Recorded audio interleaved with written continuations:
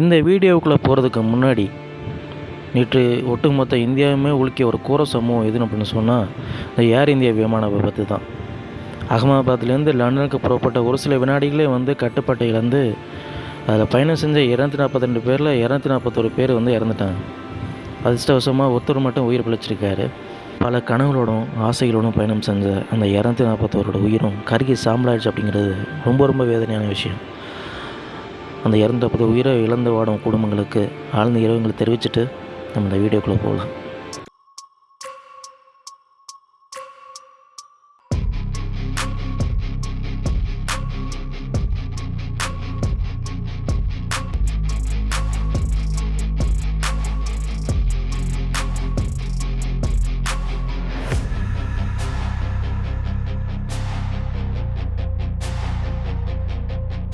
நான் வீடியோவில் ஆரம்பத்திலே சொன்ன மாதிரி இந்த கோர விபத்தில் 11A சீட்டில் பயணித்த ரமேஷ் என்பவர் மட்டும் உயிர் பிழைச்சிருக்காரு.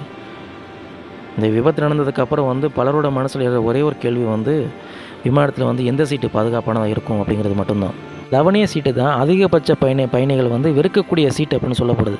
எதனால் வெறுக்கிறாங்க அப்படின்னு சொன்னால் விமான ரெக்கைகள் பக்கத்தில் இருக்கிறதுனால மேகக்கூட்டத்தை சரியாக பார்க்க முடியாது. அது மட்டும் இல்லாமல் இதனுடைய ஜன்னல் வட்ட வடிவில் இருக்கிறதுனால வெளிப்புற காட்சியில் ரசிக்க முடியாது அப்படிங்கிற காரணத்தினால இந்த சீட்டை வெறுக்கிறாங்க. அது மட்டும் இல்லாமல் ஒரு விமானம் தரையிறங்கினதுக்கப்புறம் கடைசியாக வெளியேற பயணி யாருன்னு சொன்னால் இந்த 11A சீட்டில் பயணிக்கிற பயணி தான் கடைசியாக வெளியேறுவாராம். இந்த காரணத்துக்காக தான் அதிகபட்ச பயணிகள் இந்த 11A சீட்டை வெறுக்கிறாங்க.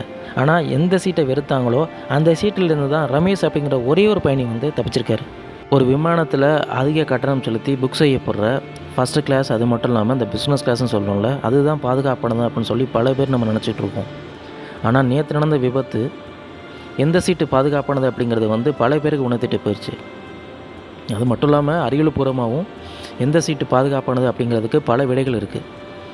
எந்தெந்த சீட்டெல்லாம் பாதுகாப்பானது அப்படிங்கிறத நம்ம ஒன்று பார்க்கலாம். இந்த சீட்டு பாதுகாப்பானது அப்படின்னு நம்ம தெரிஞ்சுக்கிறதுக்கு முன்னாடி நம்ம எல்லோரும் தெரிஞ்சிக்க வேண்டிய விஷயம் என்னென்னு சொன்னால், பொதுவாகவே இந்த விமான பயணம் அப்படிங்கிறது என்னென்னா மிகவும் பாதுகாப்பான போக்குவரத்து முறையில் ஒன்றா தான் பார்க்கப்படுது. அதாவது உலகிலேயே வாகன விபத்தில் தான் உயிரிழப்பு அதிகமாக ஏற்படுது அப்படின்னு சொல்லப்படுது. அந்த வாகன விபத்தை ஒப்பிடுறப்போ இந்த ரயில் விபத்தில் ஏற்படுற உயிரிழப்பு ரொம்ப கம்மின்னு சொல்லப்படுது. அதே போல் இந்த ரயில் விபத்தை ஒப்பிடுறப்போ விமான விபத்தில் ஏற்படுற உயிரிழப்பு ரொம்ப கம்மி அப்படின்னு தான் சொல்லப்படுது. இருந்தாலும் இந்த விமான விபத்து பேரழிவை ஏற்படுத்திடுங்கிறதுனால தான் அது பெரிய விஷயமாக பேசப்படுது. உண்மையிலேயே சாலை விபத்தை காட்டிலும் விமான விபத்து தான் மிக குறைவாக இருக்குது அப்படிங்கன்னு ஒரு புள்ளி விவரமே சொல்லுது.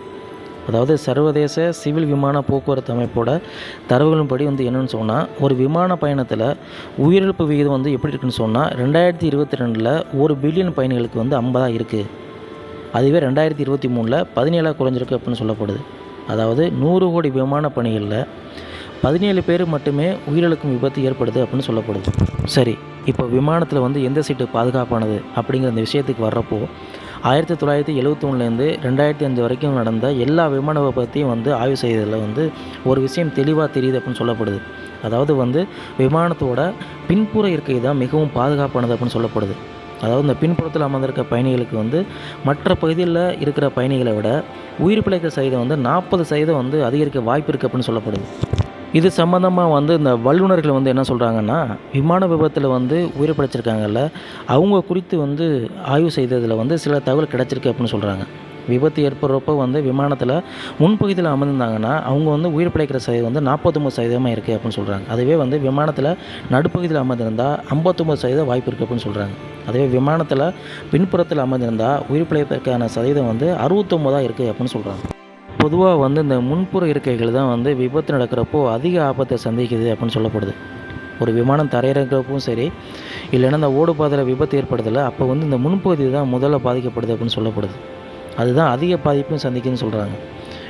அதாவது நம்ம அதிக கட்டணம் செலுத்தி புக் செய்யப்படுற இந்த முன்பக்க இருக்கைகள் தான் அதிக ஆபத்துன்னு சொல்லப்படுது.